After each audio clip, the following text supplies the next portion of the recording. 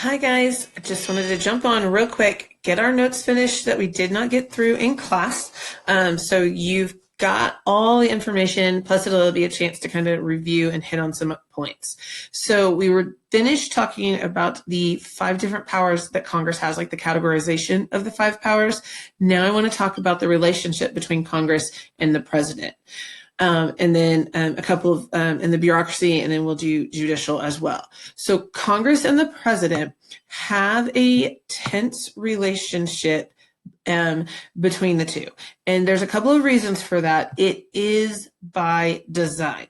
Okay, it's by design. The founding fathers gave different points of focus for Congress and the president. Congress is going to be much more domestic issues, whereas the president is going to originally be focusing on more foreign power and foreign affairs situation. But they also are representing different aspects of the country. Congress are going to be representing at most a state, at minimum a district, versus the president, who should and will be representing everyone in the whole country. So that is partly why it's a tense relationship, is that tug of war between their duties based on the Constitution and how the founding fathers set up who they're representing. Then we have divided government. Divided government, reminder, is where Congress is of one party and the president is of another party.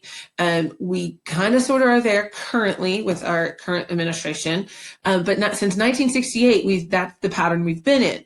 And because of that, it becomes much more partisan, and you see a bigger unwillingness to compromise, because each party has different agendas that they want to try to accomplish. And so they struggle to try to work together in a lot of ways because they are worried about being reelected. You also have the power of the veto.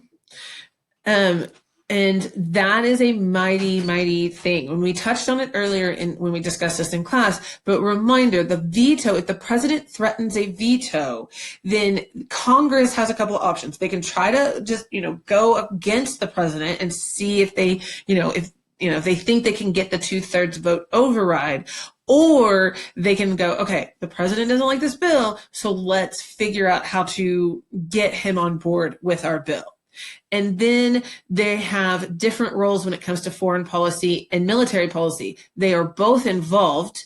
The Senate especially is going to be ratifying treaties, but they are going to potentially be having to pass laws if we are trying to put sanctions on another country, change trading terms. So they're going to be involved, but it's foreign policy. Therefore, the president kind of is taking the lead.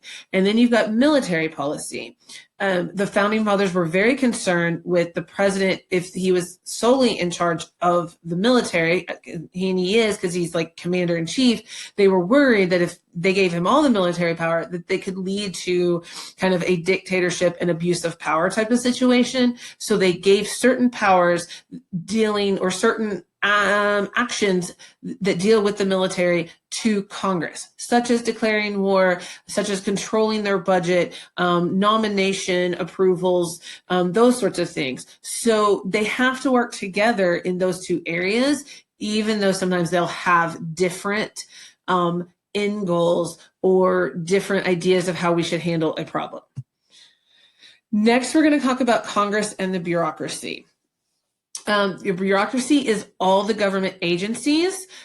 Technically, they are under the executive branch, but when we get there, we're going to talk about how they're kind of this fourth branch of government that's kind of gets used. So Congress is does a lot of things and is interacting with the bureaucracy, even though it's considered part of the executive branch, because they have the iron triangle. Sometimes you see this referred to as a sub-government. And remember, the iron triangle, we've talked about this with interest group, is an interest group and is a oh Lord, I just forgot. A subcommittee in one of those standing committees, and then a government agency. And So we're going to talk about those two sides between Congress and the bureaucracy right now, real quick. They are, they talk to each other. Congress is passing the laws. They are, and the bureaucracy has to implement them. All right. We will get more in depth with those when we talk in bureaucracy next semester. Sometimes, and you see this way more often, is sometimes iron triangles turn into issue networks. And AP likes to kind of interchange these two terms. So just kind of know that they're related. But I always think of it as at the center of an iron triangle is an issue network, because in the issue network, you have those basic three things, that sub-government, but then you might bring in multiple interest groups, not just one. You're going to bring in a couple of committees. You might have a couple of government agencies. You're going to have think tanks and research facilities and the university, different universities and their research. It is this massive, interwoven group of people trying to solve a big problem in the country. Okay. And as soon as that problem is solved or they get something passed for it, it kind of goes away and everyone goes about their business. Legislative oversight. This is huge. This is one way that Congress is going to check the bureaucracy, kind of control their power, is through legislative oversight. Those are those hearings. How are you implementing the law? Is it effective? Is it working? And we talked about how they don't have enough time or money or staff to kind of really do all the policies. So they pick and choose which policies they're going to get to work on, but they do legislative oversight. They are ensuring that the bureaucracy is doing their job according to the Constitution. Finally, if I can get it up there we go, is funding. They are the power of the purse. And all this massive budget that we create for that the Congress creates for the federal budget, most of it is used by the bureaucracy. And that also goes into that legislative oversight. Did you spend the money we gave you correctly? But they provide funding. So if a bureaucratic agency does something wrong, they can cut their funding. Or they're like, oh, you're doing good things. We're going to give you more money to do more good things. Then you have the legislative veto, in which they are doing attempting to veto. Nowhere in the Constitution does it say the legislative branch has a veto. So by doing this type of thing, they're canceling out an action of the bureaucracy, is where it's unconstitutional at. All right. And then Congress and the courts. So Congress and the courts here, Congress plays a role. This is all about checks and balances. There is confirmation dysfunction. They have to approve of a nomination. And sometimes politics is going to play a role in this. There is a term that you will hear. It's called borking, because there is a senator back in the late 80s, not a senator, a Supreme Court justice nominee. His last name was Bork. And he got tangled up at the end. It was right at the end of Reagan's presidency. And there was a threat from the Senate that they would not consider that nomination because it was at the end of Reagan's term. It was 6 months, maybe a little less from the election.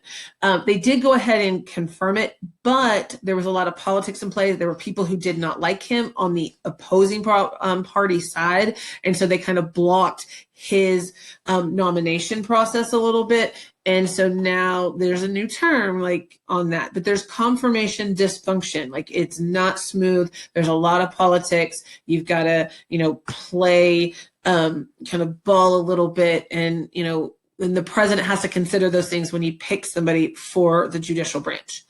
Ideological antagonism. So Congress has an ideology. Whichever party is in power has this ideology. The courts really have a different ideology. Their ideology is the Constitution. So they're kind of at odds with each other. And the fact that when you confirm someone for the court, typically you're picking someone that you think is going to be along your lines of ideological belief. But we've seen time and time again, they get on the Supreme Court and they do not conduct themselves the way that the approving party, the nominating party, or the majority party in Congress at the time thought they would. And so there's this antagonism of, are you going to do these things that we want you to do? Roe v. Wade and abortion and gay marriage get tied into this antagonizing issues. Just because they want it to be their ideology. The filibuster no longer applies to judicial confirmations at all. The Democrats got rid of lower federal courts and way back like in 2006, and then the Republicans got rid of it at the beginning of 2017 for Supreme Court nominations. Filibuster only now applies to bills that are being proposed in Congress. It's called the nuclear option. When you get rid of the filibuster, it was called the nuclear option because pretty much when you get rid of it, you're not bringing it back because the rules get set at the beginning of each term. And so if you're flipping the power of Congress, you don't have a chance to reset that and give yourself that power back before you become the minority party. So it's pretty much gone unless some party decides to hand a present to the minority party in the future.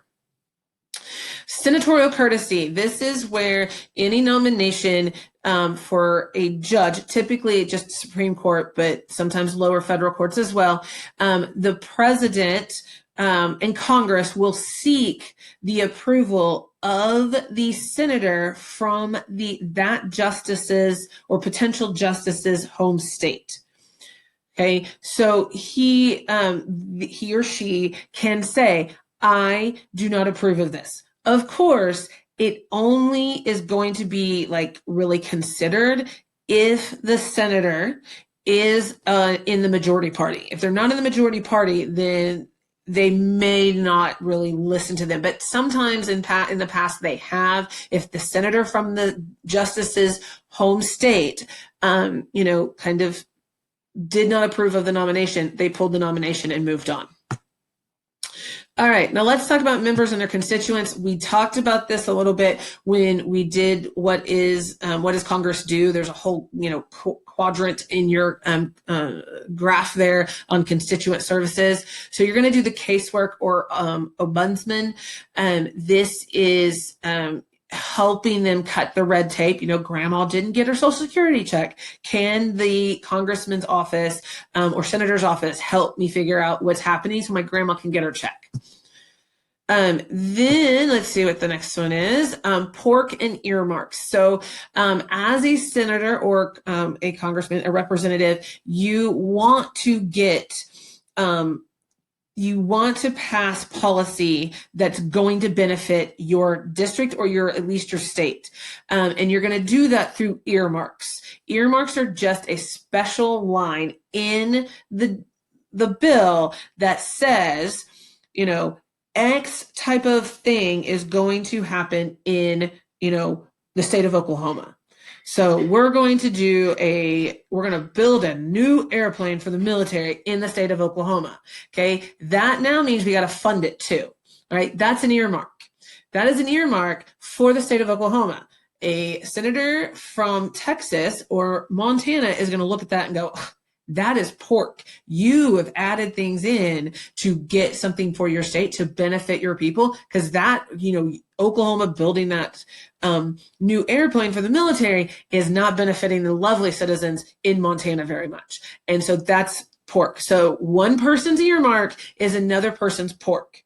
Sometimes they're also called riders, but earmarks are always dealing with money. It's going to have money attached to it. You're going to have to spend money to get it accomplished. Sometimes riders are just a stipulation. It can be a stipulation versus spending of money. Next on our constituents situation here is the incumbency advantage.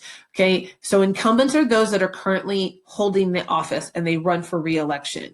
Okay, and they get an advantage from that. First and foremost, it's called franking privileges. This means that they get to, like the big one for an incumbent is mailing. They can mail anything they want to anyone in their district free of charge on behalf of, of the district, but the taxpayers are paying it for them. So they can send things out to everyone in their district of, look here's the things I did. That gets them more name recognition because their names are showing up in people's mailboxes. And then they get to see and go, oh, that guy, yeah, or that gal, she did all these great things. And you know that because they sent you something in the mail. Name recognition, the fact that you see them on pieces of mail, you might see their name on signs around the neighborhood, you might see them on TV speaking to your local news media about the items that they are doing in Congress that are going to benefit their constituents. That helps them get reelected. And then finally is they get a congressional staff. Their congressional staff, they are able to use them to do research, to make phone calls, to cut through that red tape. They need those to do their job, but it's beneficial. If I'm not in that position yet, I'm behind because I don't have all these extra resources from the office to help me get reelected. Incumbents have a 90% chance as a representative to get reelected and a 80% chance as a senator to get reelected. Incumbency advantage is huge. Norms of behavior. How do we behave? How do congressmen behave? How do they make each other behave? There's no impeachment process for congressmen. Okay. So first and foremost, they specialize in an area. Their committee is very specialized, especially on the House of Representatives. They, they're subcommittees because there's so many of them. They get a lot of subcommittees and they just deal with certain areas. So they have a lot of specialization, which makes it difficult for them when they have to vote on other areas, even within their own subcommittee. Interest groups help with that.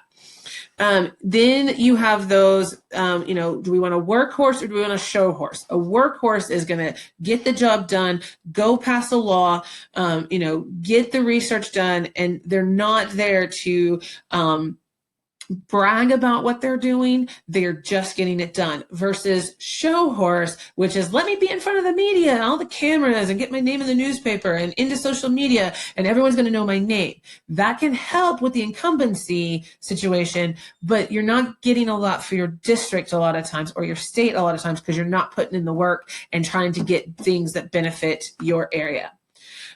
Reciprocity. This is where senators and representatives will help each other out. You help me on this area, I'll help you on this area because they might be in different committees. They need information and maybe they have a state, their state is really rich in that industry or that resource. And so they will share information. Another thing that they do under reciprocity is log rolling. And it basically says, you vote for my bill, I'll vote for this bill that you want, and we're going to get it passed because we're going to help each other out. I'm not super thrilled with yours, you're not super thrilled with mine, but we want our own individual, so we're going to help each other out. That's log rolling. Apprenticeships. It's no longer applicable. Got a little kind of crazy in a little bit. All right. So an apprenticeship, it's where this belief that newer members to Congress, like the freshman members, the junior members, should be quiet, keep their head down, just do the work and defer to the older or longer serving members of Congress. It's not really applicable anymore. AOC is a great example for current times. And then finally is personal courtesy. This is where this belief that a Congress member should not personally attack their another member especially if it's another party. You don't personally attack them. You attack them on the issues. You attack them, on their beliefs, but you don't personally do an attack. You don't give a personal attack. You don't talk about their family members. You don't talk about, a deformity, those sorts of things. Now, this also is no longer applicable. It's kind of all free reign anymore. And it has been for several years, where, they don't treat each other as they might be friends outside of the chamber. They are, we've got our ways and we're just never going to agree. So there's the wrap up. If you have any questions, send them to me through Remind or shoot me an email. And don't forget, your test is Monday. Bye.